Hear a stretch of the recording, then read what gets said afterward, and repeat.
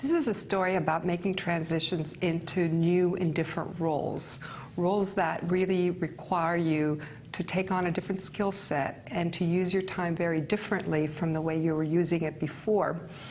It's about the time when I did my first tour of duty as chair of my organizational behavior department at Instead Business School, where I teach. And it was a role that I was dragged into kicking and screaming really at the start, because as an academic, what I do well, at least what I think I do well, what I enjoy doing most, and what I've always been rewarded for is my teaching and my research.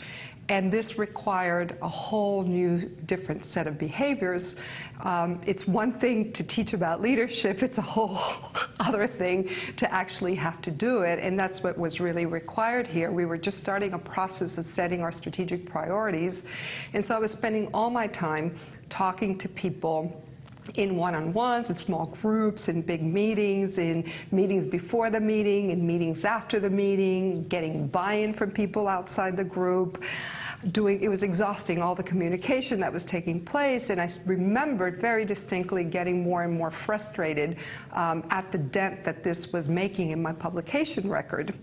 And I still remember sitting in a meeting around that time and having a big aha about what was going on as I listened to my colleagues, the same people saying the same things 1 year into the process, feeling like we'd made no progress whatsoever, and just saying to myself, for that same amount of time and energy invested, I could have had another couple of publications, and at least my effort would have had a very clear payoff.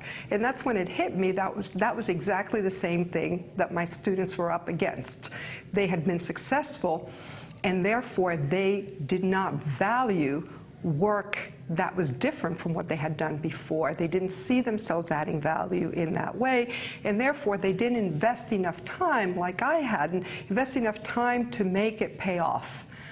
And I started using this story to share with them how that worked out for me, and hopefully to help them understand the difficulty of moving into a new role and transitioning into a new professional self.